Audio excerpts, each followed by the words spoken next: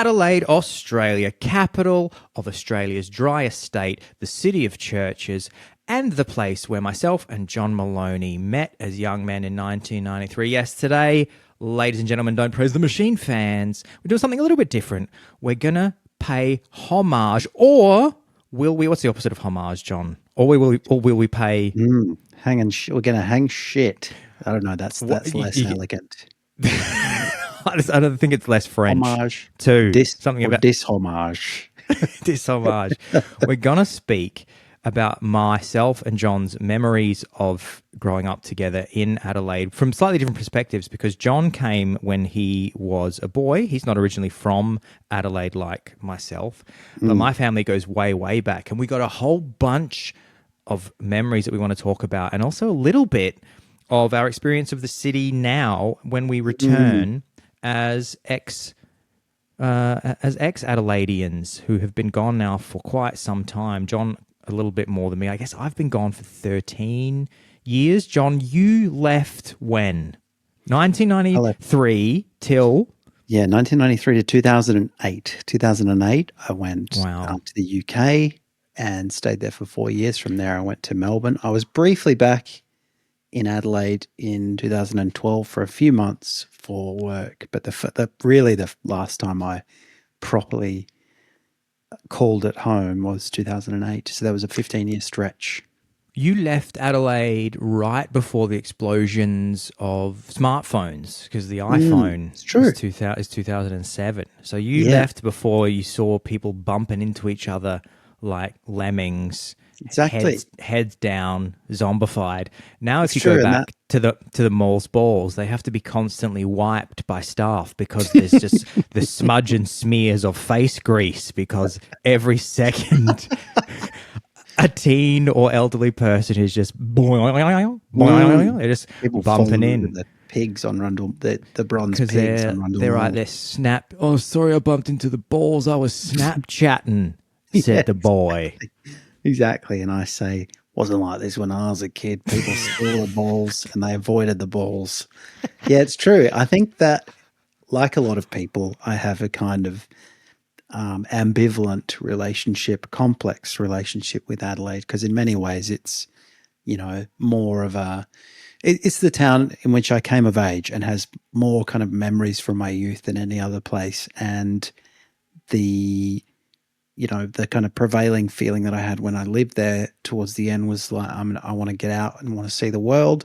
But then, of course, you do that and time goes by and you think, oh, my sweet Adelaide, how I miss you. And I think that the idealism was probably accentuated by the fact that I left before the age of smartphones, because it was just an era, not just in Adelaide, but for humanity, which has now been replaced by sadness and zombification. It's true. You see, locked in your mind is Adelaide, a land where people were not looking at smartphones. So every time you go back, you're just like the old man at the end of Shawshank Redemption. Exactly. You go back to Adelaide and you go, I saw a man with an iPhone once when I was a child. Now they are everywhere. And then you go up to the top of Light Point and you hang yourself from the Colonel Light statue. From his pointing finger, just hanging. Swinging in the wind. You just couldn't take it anymore. You know what's really funny is my dad sent me just before the start of the episode for our non-Adelaidean, non-Australian fans, or anybody not familiar with O'Connell Street in Adelaide, the infamous Le Cornu site that lay empty for years and years and years because of disputes between the landowner and the state and the council. That was all solved some years ago when the state government paid a large sum of money to buy the site back. And they have just finished a complex which has been planned for fucking God knows when. My dad just sent me a photograph of it, and it's just crazy to see, because I grew up in the northern suburbs. Not probably people. I should probably clarify, when you say northern suburbs of Adelaide, people probably think I grew up somewhere else. People probably, I was in inner north. I was in Prospect, so just one suburb over from North Adelaide. So, I mean, I've been past that site a bajillion times, and now there's a huge building there, which is just strange to see. There are parts of Adelaide now, when I go back, having left in 2011, there are several parts of the city now that are unrecognizable if you left. I mean, obviously been back many times since then. But so the Cornu site's one of them. Yeah. And the other one is when you go over Morford Street Bridge and you look down West Terrace towards what is now the new hospital, the Royal Adelaide. That whole part of the city is just completely, it looks just, if somebody showed me a photo, I wouldn't know where I was when they first developed that. But John, you arrived in 1993 to the city of Adelaide. It's a city on the grow, Adelaide. It's true. I arrived in 93. I was 10 years old, and I went into year 5 at St. Ignatius College, and I arrived just in time for the repercussions of the State Bank collapse. So it was a city that at that time true. At that time was very much not on the grow. It was a city in economic shock and probably in decline in some respects. And but, you know, I guess what do I remember about those early? I mean, it's funny because, of course, we often talk about 1993 as the year zero of Don't Praise the Machine. Yeah. And culturally, it's the kind of, it's disproportionately represented in the stuff we talk about, whether it's film or music or technology. That kind of, a lot of things start around that time. And I guess it's also the start of our association, which has now culminated in the podcast. So I came to Adelaide, 1993. I thought, here's a city that has the Formula One Grand Prix. It's got a shopping centre that has a theme park up the top. It's on a grid, and they seem to be weirdly proud of that because, I mean, that seemed to me a strange thing because a lot of cities are on grids, but Adelaide will tell you it's the only city on a grid, and and had a lot of parklands hemming the city, had a lot of churches, and of course, for me, it had Mr. O'Neill's Year 5 class. Which is where we met. We met, I remember from Mr. O'Neill's class that he got an axolotl for the class, which is that weird-looking, slippery fish lizard, and we had those. And I also remember that I met John Maloney. There's a new boy coming to school, and I remember that my dad told me there's a new boy coming to school, and he walks on crutches or something like that. Cause don't you tease him. he said, hey Alex, there's a new kid coming with crutches. Give him hell. Exactly. It's your time to climb a few rungs at his expense. And I remember we met, and there was, I'm just going to go through here, Billboard End of Year Top 100 Singles 1993, I Will Always Love You, Whitney Houston, Whoomp, there it is, Tag Team, Back Again, Check It to Wreck It, Let's Begin, Party On, Party People, Let Me Hear Some Noise, BC's in the House, Jump, Jump, Judge, there's a party over here, party over there. Can't Help Falling in Love by UB40, that never went away. That was just, for me, I think in Australia, that was the biggest song of 93. Man, that was number one for a long time. That's The Way Love Goes, Janet Jackson, featuring a very young Jennifer Lopez in the background of the music video before her career took off. Was Freak Me by Seal. Freak Me, baby. Oh, yeah, let me lick you up and down. Dream Lover, Mariah Carey. And Informer by Snow, which we've mentioned on episode 1 of the podcast, John. We did. And actually, one of the things we talked about was the fact that actually is part of my early memory of the school. And probably a lot of schools were like this. You know, kids were competing to see if they could do the lyrics for Informer, and I think you were one of the kids who could. If you could do the snow, I was Yeah. Informer. Say diddly snow me, I go blam. A licky boom boom down. Detective man said, "Dubbity snow, stab someone down the lane. A licky boom boom down." And so you were great at that. You were great at doing caricatures, insulting caricatures, drawings of all the teachers. I was a creative little boy from day dot. From day dot, I was expressing myself through drawings. I had a fake podcast. Yeah, exactly. You were really ahead of the game in terms of your embrace of podcasting. And in fact, I met a mutual friend of ours probably less than a week ago now.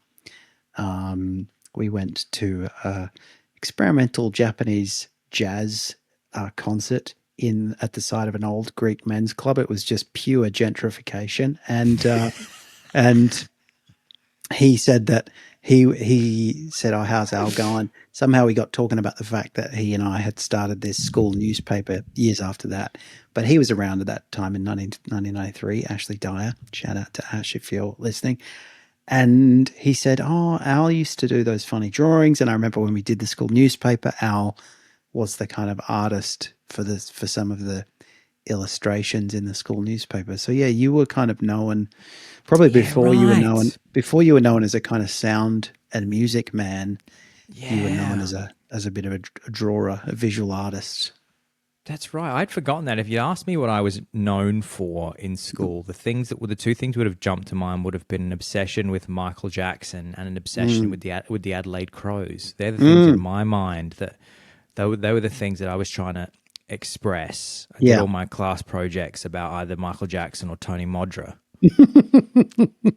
Nothing says 1993 like Adelaide like Tony Modra. Yeah, now tell us who Tony Modra is for anyone who doesn't know. Anyone who doesn't know, he's one of this episode's heroes, I would say.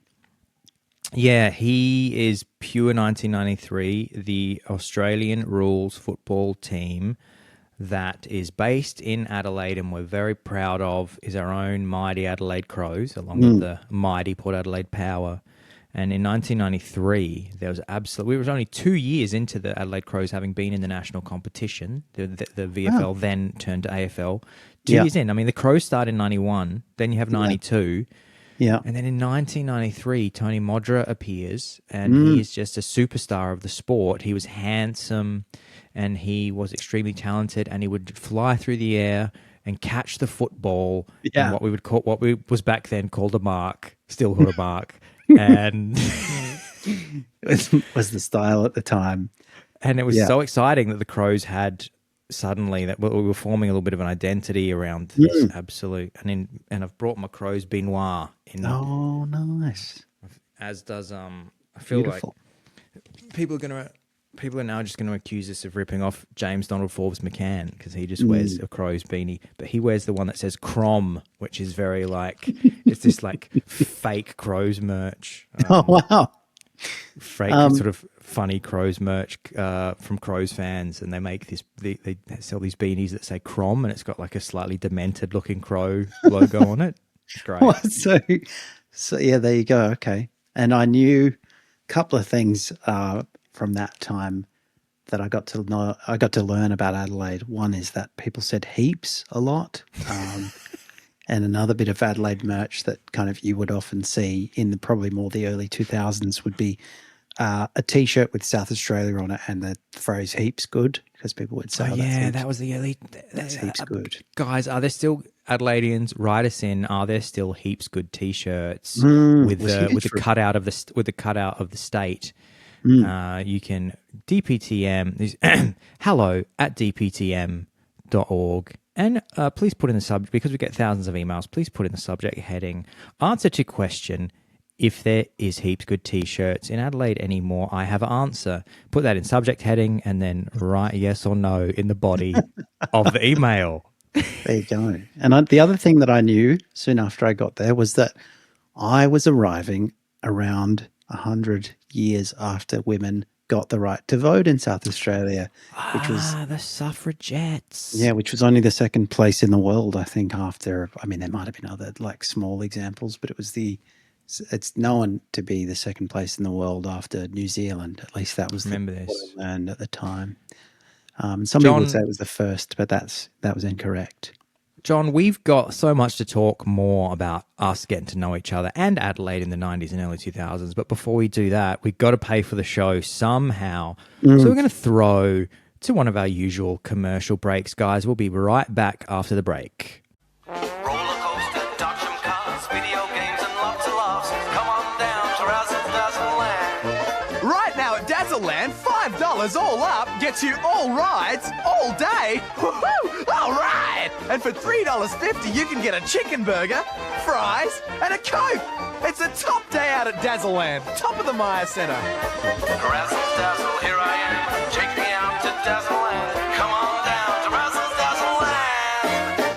Razzle Dazzle Land, what a deal. Thank you to our friends at the Myer Centre and Dazzleland show sponsors week in, week out. They keep the lights on at Don't Praise the Machine headquarters. John Maloney, what are your memories of the Adelaide Myer Centre? For anybody out there who's not from Adelaide or maybe some people in Australia have been living under a rock. They don't understand anything about the economic milestones of their own country, one of which, of course, occurred in 1991. How do I know that?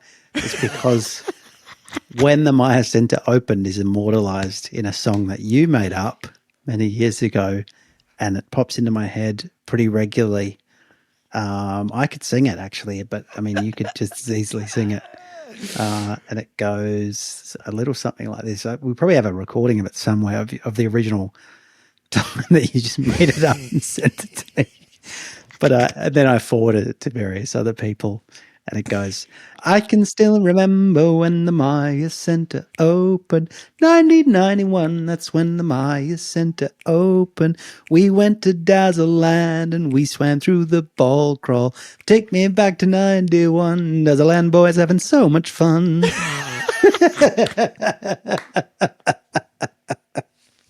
It warms my heart that you've remembered that, John. A stupid song that I made up when I was walking between Adelaide Festival and my Uncle David's 50th birthday party at one of the boat clubs that's on the Torrens, and I was walking past the Myer Centre on the left-hand side, and I quickly made it up in my head and then WhatsApped it to you. Now tell us why was there a ball crawl in the Myer Centre? The Myer Centre opened like a fantasy. The Myer Centre fantasy. opened in 1991, which was a huge moment in the states and cities' history. It was a very expensive shopping centre, so expensive indeed that it caused the economic collapse, or was a very large part of it. But it was very exciting because we got a very modern, beautiful looking and very early 90s looking shopping centre that's still there, powering along to this day. I think it even has a Uniqlo in it, which I love, the kind of sunrise, sunset, like 91. Yeah. Myer Centre comes out and, has a lot of trouble, but it keeps on keeping on. It keeps reinventing itself with the hottest. I'm wearing a Uniqlo jumper. I could have very well bought this from the Uniqlo store in the Myer Centre. You could have. I mean, in the early 90s, you were more likely to go there. You'd buy, NBA cards, maybe a packet of Upper Decks for sale there. You'd stop for some curly fries and a doorstop sandwich and a mug of cappuccino. It was considered to sort of be a big deal because, I mean, the thing that you have to understand about Adelaide is people talk about it as a kind of big country town, and that's probably true.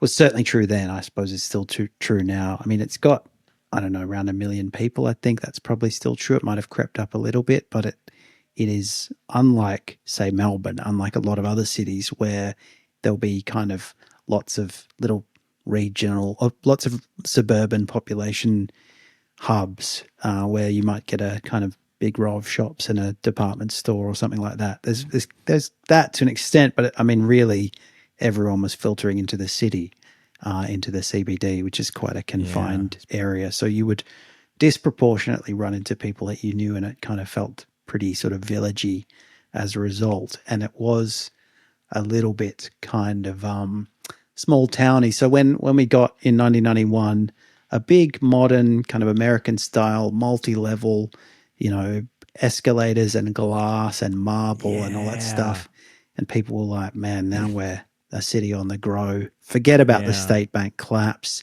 Victoria, you can have you can steal the Formula One Grand Prix, see if we can. We got the Myer Centre.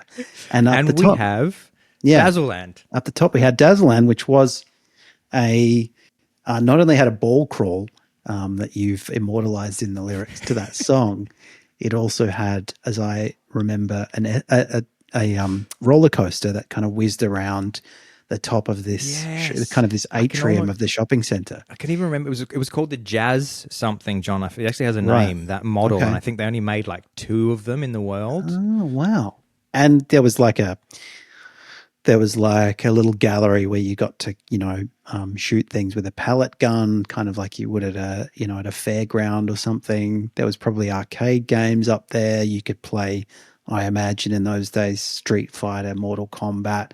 Yes, you could. Chase HQ. I used to play Chase HQ with my friend Tom Roberts just when it was when it had started to become a bit of a ghostly town because as Dazzleland went on, it very quickly was not doing too well. And I remember me and Tom Roberts, we would finish school and we would go after school sometimes into the city. And we'd go to the video game arcade, and Dazzleland was already starting to look like an abandoned wasteland. This would have been in like 95, I think, and we'd play Chase. We played Chase HQ. I mean, what's amazing about it now, if you go, I just Googled when did Dazzleland close, which was 1998. But along with that, there are lots of photos of Dazzleland on Google Images because it looks like one of those kind of liminal nostalgia. Yeah, absolutely. Reels. It's like real kind of hard 90s decor, lots of kind of chunky pillars, lots of sort of, lots of kind of colors that you don't really get to see a lot, sort of burnt reddish colors and greens and oranges and very kind of, cutting edge 90s, I guess you could say. It's a very particular aesthetic, which I must look the name up. I must look up the name. Well, I watch a lot of social media clips of all these various types of looks and styles and aesthetics that were popular with particular businesses or particular industries. So, I think it's not wacky pomo. And it does actually look a little bit wacky pomo. Probably that's how I would describe it. If you put in wacky pomo to Google and just have a look what comes up. I got distracted when you said that because there was also at the Myer Centre, I remember a shop called the Wacky Shack. Do you remember the Wacky Shack? Was it and it was a funny goofy store. Sold like pranks. It sold pranky items, but also like oversized waving hands that you might take to the AFL game, things like that. Yeah. But that's also gone.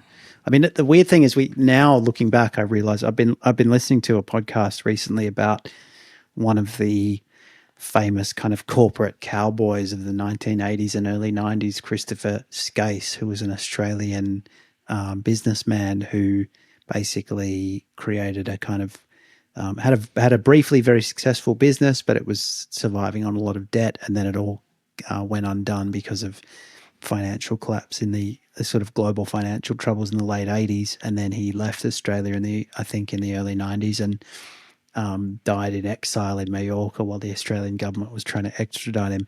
And he, along with people like Alan Bond, were sort of these titanic figures from the late 80s who then had basically squandered a lot of money and left lots of people in financial ruin. And that was the kind of climate in which I moved to Adelaide in the early 90s, was the sort of hangover from the heady days of the 80s. The State Bank had collapsed. Christopher Skase was in exile in Mallorca, and people were up in arms about the amount of money that had been spent on the Myer Centre. Dazzleland collapsed in 1998. I think Magic Mountain, another theme park in the suburbs of Adelaide, held on for a bit longer than that. But speaking of money, John, we've got to get ours. We've got to keep the lights on here at Don't Praise the Machine headquarters. Yeah. So, ladies and gentlemen, we'll be right back after these messages from our sponsors. Mr. Backbrook. Damn cheap. 300 screens from 79 bucks. Fine racks from 79 bucks. 89 only towel racks. 5 bucks. Computer desk. 89 bucks. Office furniture from 10 bucks. Office furniture from 10 bucks. Gas lift chairs, 29 bucks. Office furniture from $29. Office desk, $29. Damn cheap. Taro beating ensembles. And the plastic from $1.99. Queen size bedding packages from $2.99. Brand new food tots, $1.39. Bunk hotel. Bed fat, 15 bucks. TV cabinets, 59 bucks. Design and test, $29. Coffee tables, 10 bucks. 10 bucks. Brand new wardrobe, just 99 bucks. 80 only dining suites from $4.99. Damn cheap. Well, Mr. Backrock, 69 pot roll feminine next to Rocket. Friday, Saturday, Sunday, and Monday. Not too far.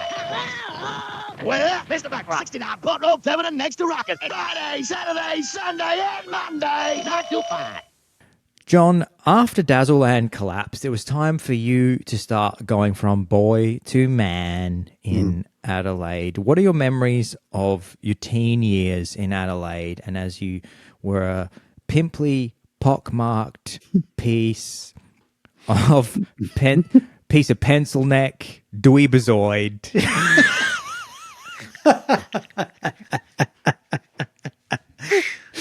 How did you begin to come of age as a teen? Do you remember what you? I mean, it's funny actually. Speaking of the Myer Centre, it was a bit of a thing that Adelaide teens would do, and it was certainly kids that would have to go through the city to get home from school. As I was one, and they would hang out in Rundle Mall and the Myer Centre food court in their private school uniforms, blazers, things like that. What are your memories? Food court.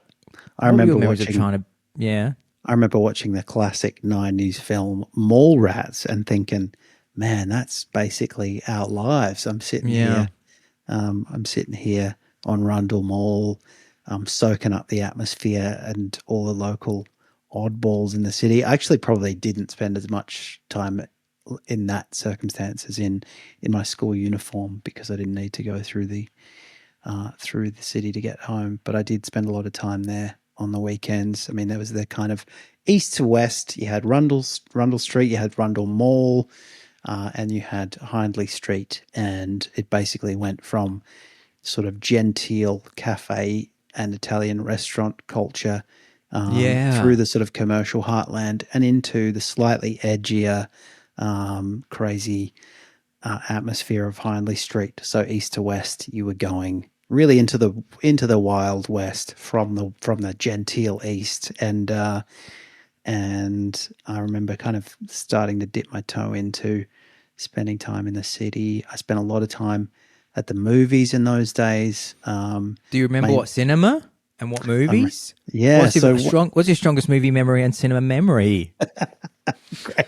Great question. Well, we should say that one of the things that's become a kind of catchphrase of the podcast.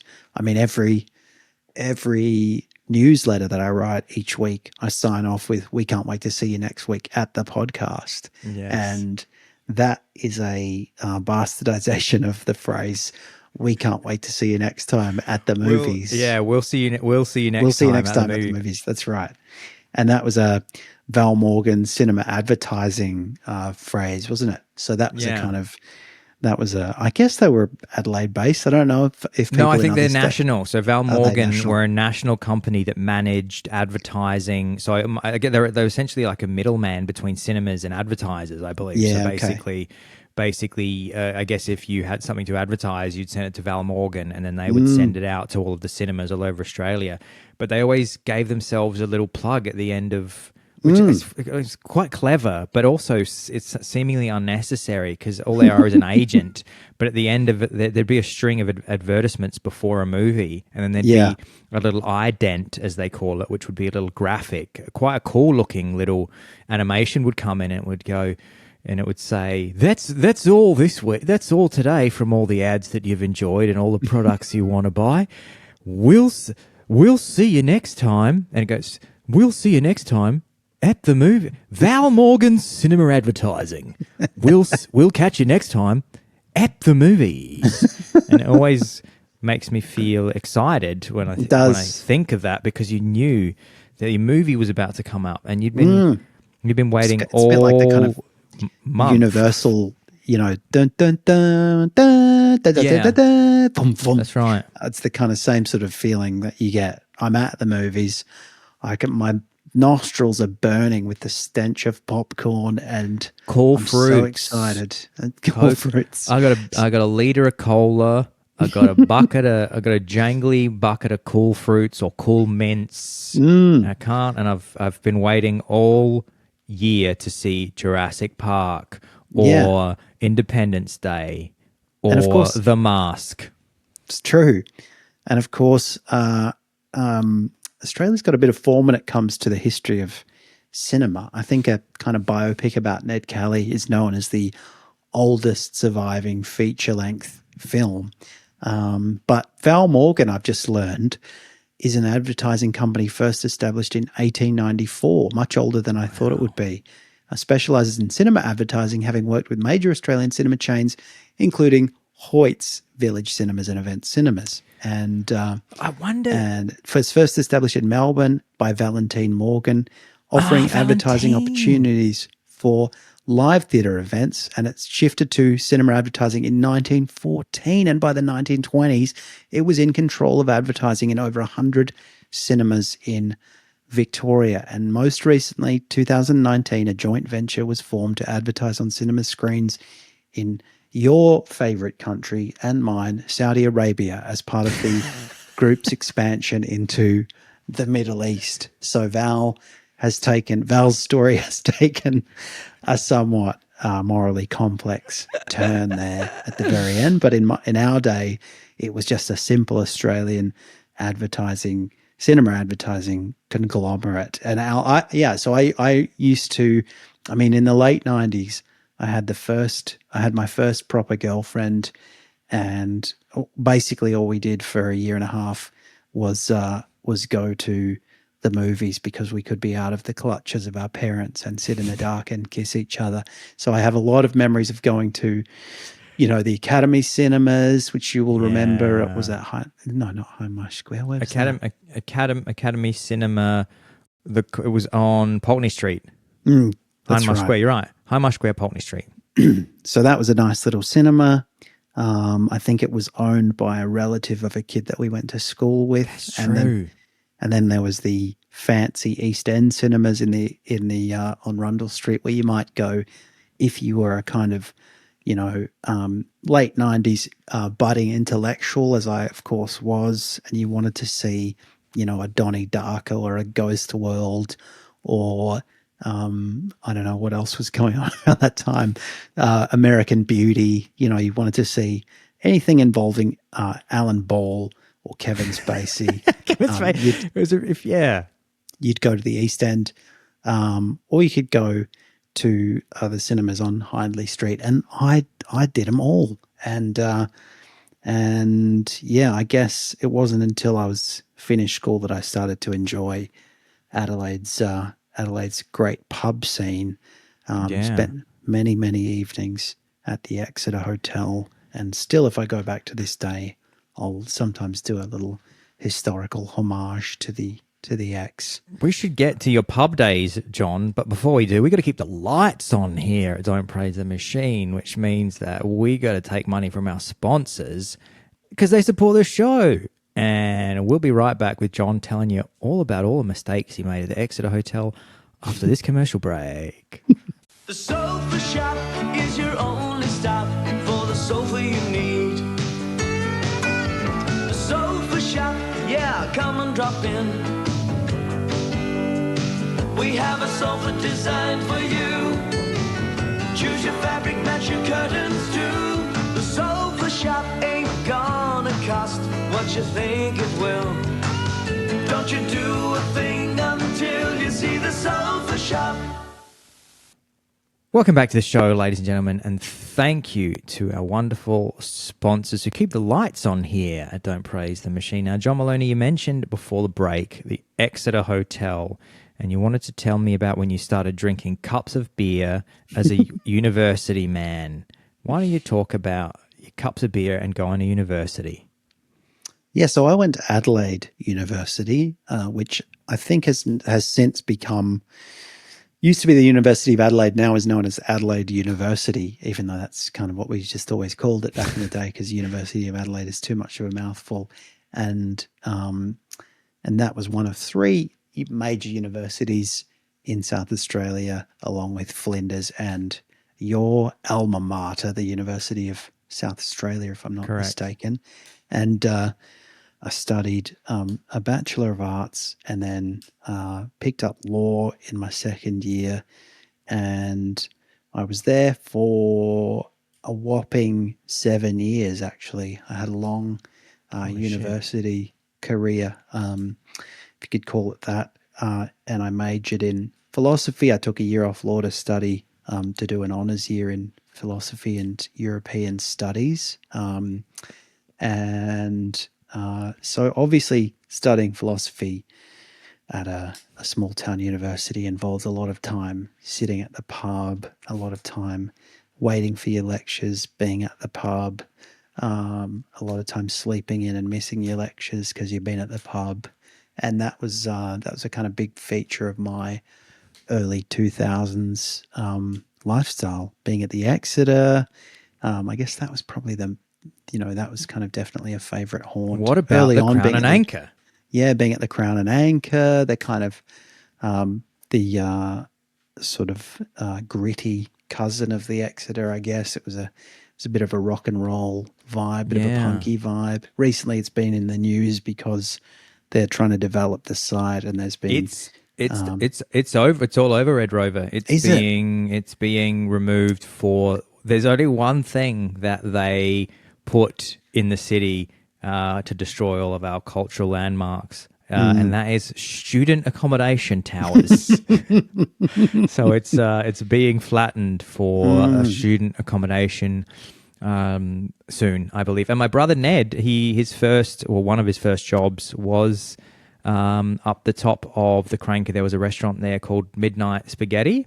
Oh, and yeah. So Ned has a lot of great memories. Or I don't know. You'd have to tell me, Ned, how great they are. I think he has a lot of good memories of working twisting around the area, twirling midnight spaghetti on his fork. Yeah, twirling midnight spaghetti. Yeah, okay. Back when I used to go, there wasn't anything like that. But in Australia, we love making money from international students, and you get these student housing towers, which are a bit like kind of Soviet style factories that you might get where a country becomes very dependent on manufacturing a particular item, but ours is students, and so we just get little boxy apartments dominating the skyline.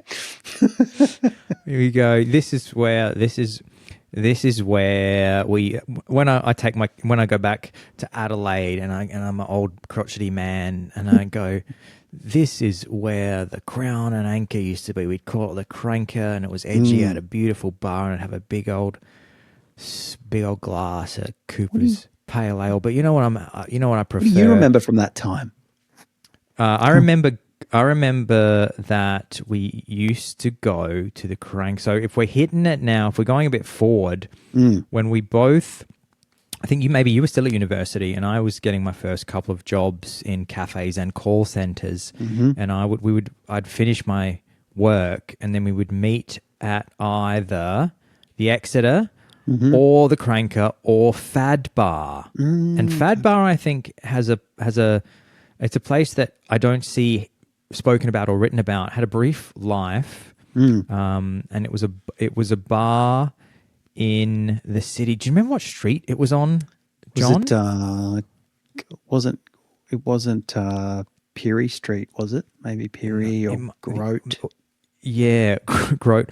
Or it might have been Curry, actually. It might Curry, have been Curry. yeah, that might be right. I think it was Curry Street. And it was a bit hip and artsy, and it had a beautiful big mosaicked bar. Write us in if anybody remembers Fad. It was kind of like an art bar. Yeah. And it had a gallery up the top that would host various things. I went to a dubstep night up the top of Fad Bar when dubstep was just really starting to become a thing. And we would go there because we were arty kids, and we also knew, we sort of formed a relationship with the owner and barman. And he had a little refrigerator thing on the bar that had tapas, which was like unusual for any Adelaide bar. He had like a little cooler where you could get a little tapas, and we fucking loved Fad Bar because we were always feeling like we're a bunch of arty misfits, and we're not really sure that this town is servicing our needs. And so when something like Fad Bar was around, you felt like, this is us. This is me. This is the kind of cosmopolitan European vibe that I've been striving for. Because they did have, I mean, the pubs did have, like, the thing that I think, one of the things that I used to enjoy, I mean, in Melbourne in those days was, you know, was where my older brother lived. It was this kind of cool alternative to Adelaide that I would occasionally go and visit and stay with him. And I used to revel in the number of kind of indie kid sort of bars where they'd be like more American style bars. You'd have sort of low lighting and kind of a retro vintagey vibe, and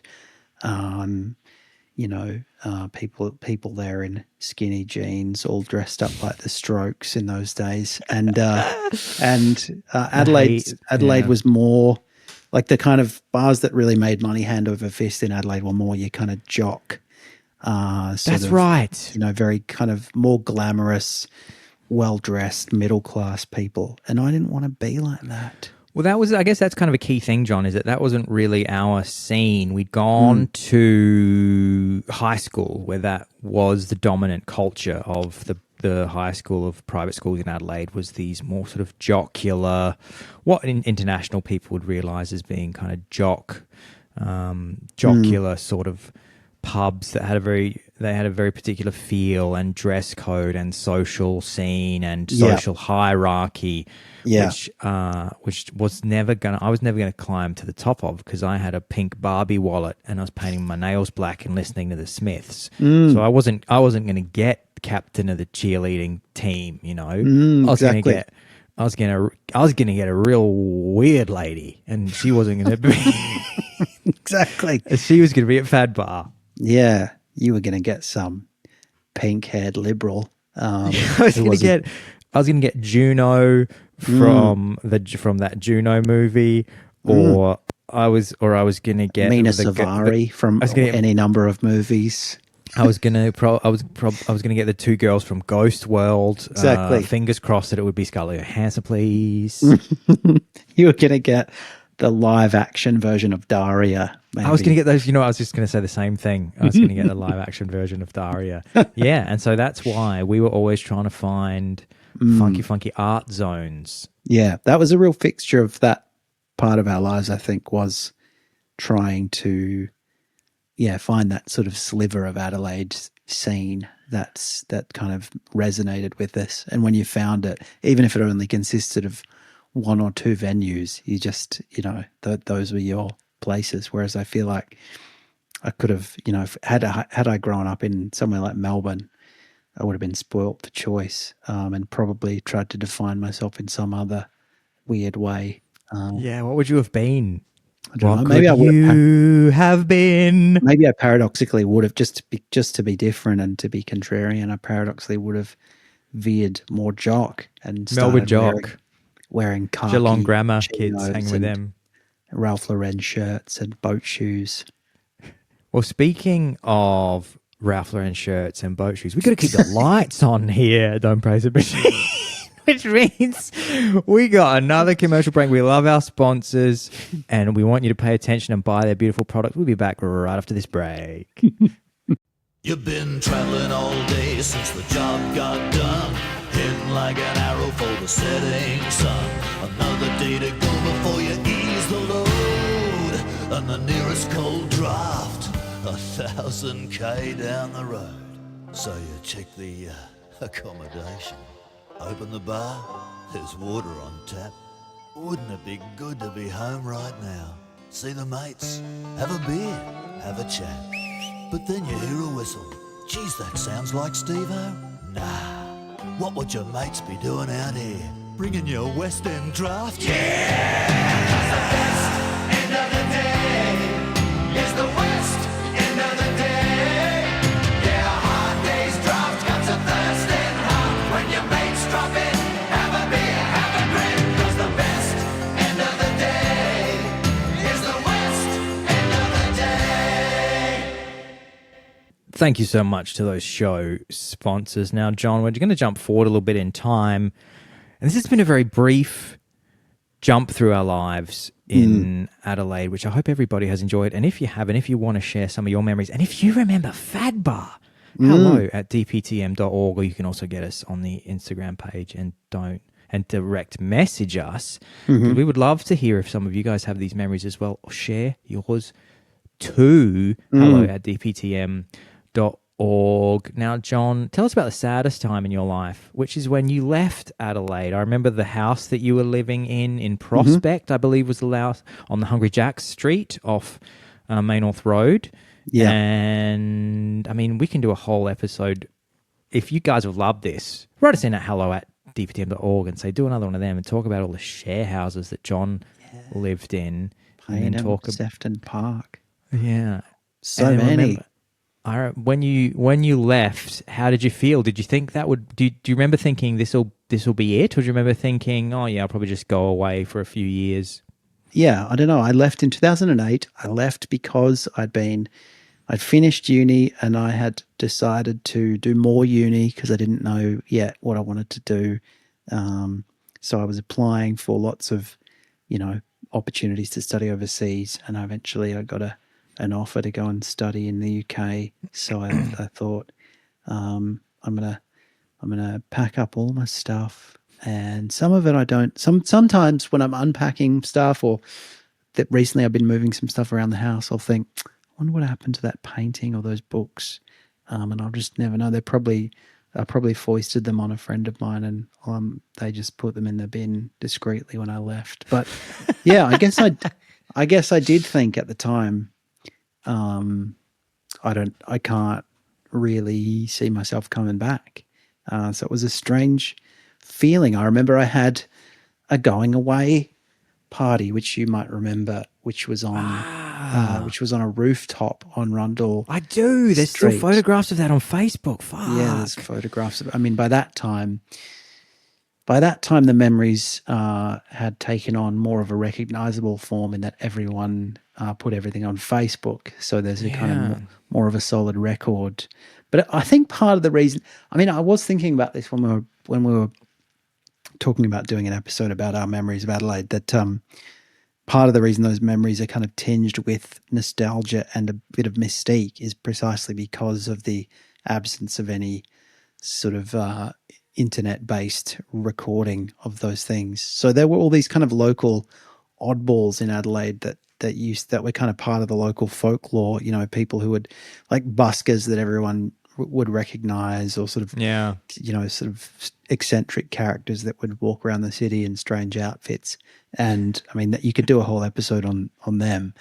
But a lot of their mystique is derived from the fact that you might see the odd reference to them in a Reddit thread or something, but it's not as though you kind of have 1,000 Instagram reels of those people, because they were around at a time when nobody carried around phones in their pockets, and therefore nobody carried around cameras in their pockets.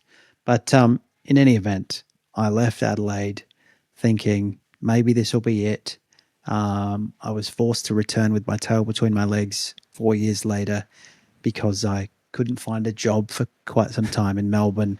And so I just got my old job back for a few months in Adelaide. And I remember that was a pretty depressing. I actually had a really nice time, but I was initially a bit depressed by the fact that, two things happened. One, my old boss said, I'm I'm excited to have you back. I'm going to get everyone together and we're going to meet you in the boardroom. And you can, introduce yourself to the new people. You can say hi to the people that you used to work with. It'll be great. And the night before, I was kind of reliving my pub days with some friends. I was a bit dusty in the morning, and I ended up kind of thinking, the quickest way to get there is just to run in. And I took a tumble and split my trousers on the knee. So it was my first day back at work in 2012. I didn't really want to be there. Like, it felt like a bit of a backward step to be back at my old job. And I was 20 minutes late and I had ripped pants. And so everyone's first impression was a bit shit. And then a couple of days after that, I ran into someone on Rundle Mall, and it was just somebody I used to see around at the pubs and whatever, maybe an Adelaide uni person. And they said, "Man, I haven't seen you in a while. What have you been up to?" And I was like, "Well, I've been away for 4 years." But it was like time hadn't passed in the same way in Adelaide, and they weren't aware that I'd ever left. And I thought, did I ever leave? Maybe not. But now I really have left, and I've been away long enough that I kind of miss it. And you came over soon after that. I mean, did you leave thinking that'll be that, or I might come back, or, John, I have such a good answer to that, but you're going to have to wait until the next lot of commercial breaks to get the answer, because we got to keep the lights on here. Don't praise the machine. It's true. And there's only one way we can do that, and it's thanks to our beautiful sponsors. I'll be back. Those fucking lights. I'll be right back after the break to answer John Maloney's question. They don't have Fritz in Sydney. No, Fritz. They've never tried a Woody's lemonade. Don't know what they're missing. What's Christmas without the pageant? And a funny kind of football's played. There you go. In Melbourne, they don't have a pie cart. And no one makes our famous ale. Poor devils. At the show, there's no honey ice cream. And no Popeye ever sails.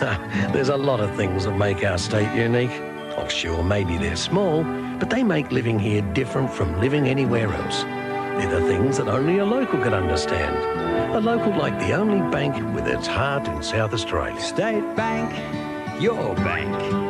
The bank we call our own. State Bank, your bank. It's yours, yours alone. 'Cause they don't have Fritz in Sydney. We're back. Thank you again to all of those contemporary show sponsors who keep the lights on here and don't praise the machine. And good question, John. So I left in 2011. Start of 2011, early 2011. I definitely thought that I would be back. I thought I'd promised myself, this is a whole episode in itself, but this is what we're doing, guys. We're teasing the audience out there. Write us in. Tell us. I'm going to give you a little tease. I'm going to give you a little tease here. If you want me to dive deep, just write us in at hello@dptm.org and let us know on the email. I left in 2011. I promised myself that I was going to be away for at least 3 or 4 months. I basically promised myself I needed to be away for long enough to say that I had lived in another country. Right. And I thought 3 or 4 months I was basically preparing myself so that I wouldn't be disappointed no matter what happened. So I left Adelaide with enough money that I could survive in the UK in London. I moved from Adelaide to London in 2011, April 2011, and actually March 2011. And so I left thinking that I'd be gone for a few months, but also knowing that I really, if everything went well, that it would be longer. I remember speaking to my cousin Beth on the phone maybe like 2 days before I left for London. And I remember her saying, she either said it or she's since told me, she said, "Oh, you won't come back." And I was like, "What are you talking about? Of course I'll come back." And that's how things have panned out. So I ended up landing in London. I ended up getting a financial windfall that I was not expecting because I had written music for a television show that had accrued a lot of APRA money. It wasn't like insane money, but it was enough that I just could extend my not having to like worry too much about money in London for a while. Yeah. And so I stayed, and then I got a job, and then I just and now all these years later, I'm a German citizen, and you forgot, and you forgot to come back. I forgot to come back. I tripped and fell, and I became a German citizen instead. And you've still got an Adelaide sweetheart who keeps a place, who's waiting for you to come back. She's down at the port. She's down at Port Adelaide every night, waiting for your ship to come in. That's a beautiful end to the show. But before we end the show, we've got one more thing that John's going to say before we leave, but we've got to keep the lights on here at Don't Praise the Machine, and that means we've got 2 more show sponsors that want to keep the lights on here at Don't Praise the Machine. Around 75% of all buyers who come to Noel's Caravans come on the referral of a satisfied customer or come back to buy again. So come in and find out why. With Noel's range of around 120 new and used vans, chances are you'll find the van you want and the price you want. Or if you want a custom-built van, you can't go past Noel's Caravans, Noel's Caravans, Noel's Caravans, Noel's Caravans. Right now, Victory are having a massive stock take sale. We've slashed prices on our entire range of curtains and blinds. Hurry, our massive stock take sale must end soon. Victory, Victory, curtains and blinds. 131399. John, my final question to you is, when you come back to Adelaide these days, you have come back in the last few years. I remember you had a lovely little trip with your partner Jacinta a couple of years ago, I think, where you get a hotel in the centre of the city, Victoria Square. You go to the Central Market for breakfast. Yeah, that's must great. be nice. It must be nice now. You come back with an objective perspective. Yeah. And you have a bit of money in the pocket. Yeah. You can buy a cappuccino. Exactly. You can buy those curly fries. You can buy a bag. You can buy a bag of fruit. You can buy a bag of fruit chocks. You can get your sweetheart a plate of pancakes from Billy Baxter's. You can do exactly. Yeah, it is nice, and it is a kind of it is that sort of thing where my youthful angst about being at the end of what I felt was the kind of cultural end of the earth, stuck in a city on the southern tip of Australia. I've since kind of went to Europe, realized it was a toilet, came back and appreciate and went to the US, realized that was a toilet, came back and thought the best I can do is be as far away from that mess as possible. And so I've learnt to appreciate Adelaide's charms, and it has since sort of probably become a little bit more charming. I mean, it's way cooler than when we left. The kind of bars that I see now, restaurants, the vibes. Yeah, it's much more internationally recognized. A lot of that has to do with television series that have been on Netflix, that have been streamed all over the world. A lot of cooking shows have large parts of the series set in Adelaide. It's true, and of course, Sarah Snook of Succession fame. Is always keen to sing the praises of Adelaide, put it on the map, make sure it stays on the map. The triple S: Sia, Snook, Sonny Fodera. It's true, actually. There's a few. I mean, it's definitely punched above its weight in a variety of ways. The Philippou brothers. Yeah, that's true. James Donald Forbes McCann is now absolutely killing it as a comedian. A recent Levy, escapee, departee. Who's the woman wrestler? That's right. Yeah. Rhea Ripley. Ripley, get her on the show. Yeah, she's an amazing success. I mean, you would not think anyone who comes from, like, if you had said, if I'd been a teacher and she'd said, I want to grow up and be the first Australian female WWE champion, I would say there's a 0% chance of that happening.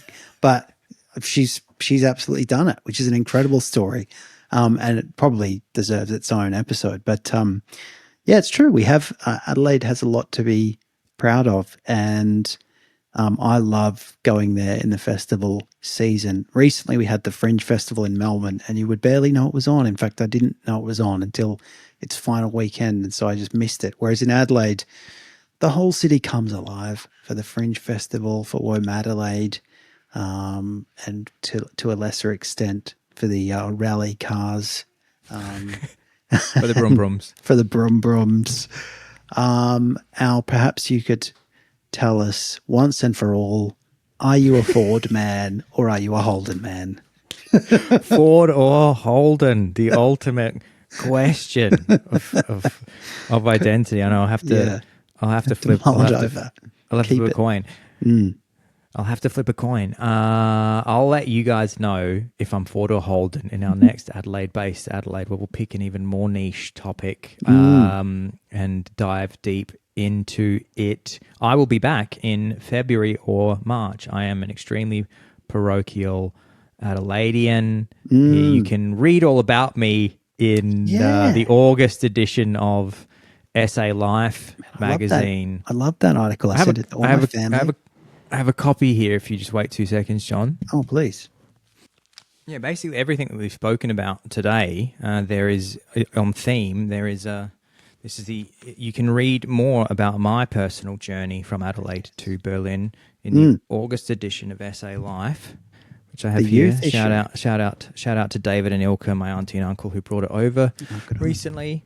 And it has a section which is titled, let me just get to it here, Handsomest South Australians. Handsomest South Australians of the year. Man, I forgot to talk about winning Campbelltown City Council Young Citizen of the Year award. That's a whole episode. That's a whole podcast. Did you get a prize? I got a little award ceremony, and I think a kind of certificate, maybe some money or something. I can't remember. But the main thing I got was Christopher Pyne. That's right. Then federal government minister for something or other, decided to send me to a strange Christian camp in Canberra, which was a weird turn of events, which is we don't have time to get into, but it's a whole other thing. Here we go. So maybe you can just read this for everyone. John, what does that say there? It says, going global, SA Life meets 4 adventurous South Australians who have followed their dream of creating a new life in Europe. There have been highs and lows along the way, but all agree it's a gamble that is more than paid off, as told to Genevieve Megan. As told to Genevieve Megan, and I'm going to, here's me. Hit me up if anybody wants to read the article and you can't find it on the web. Yeah. You can just hit us up at hello@dptm.org.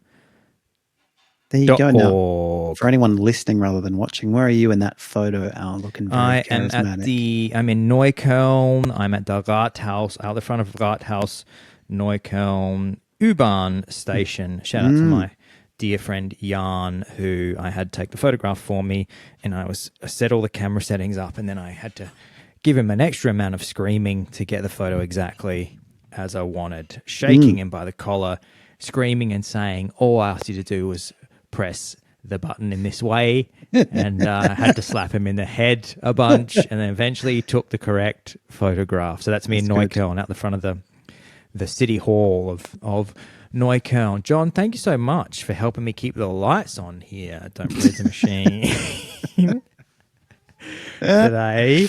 And if you've enjoyed the show, everybody, if you've liked it, we always say as well, if you could do us a favor, it'd be great if you shared this podcast. Please. If you think this episode is great for somebody, give it a share. If you think another episode, pick one of your other favorites and just share with a friend on whatever platform you happen to listen to podcasts on, be it YouTube or Spotify or Apple. It makes a big difference.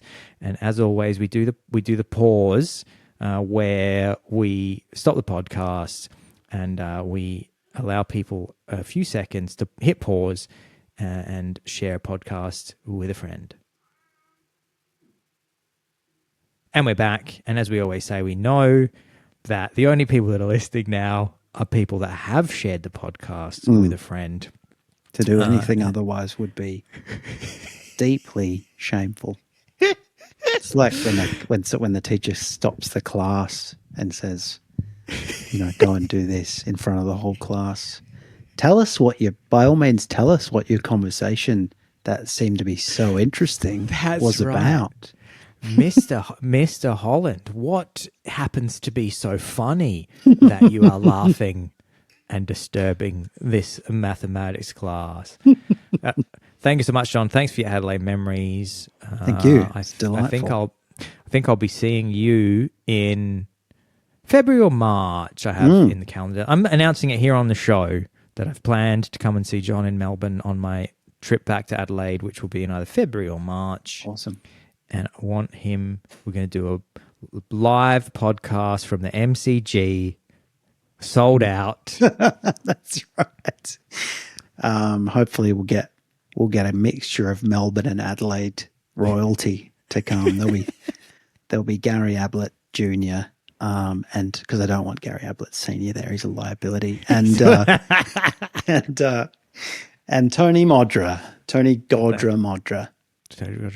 Beautiful. Thank you so much, everybody, and we can't wait to see you next week. The podcast. Bye.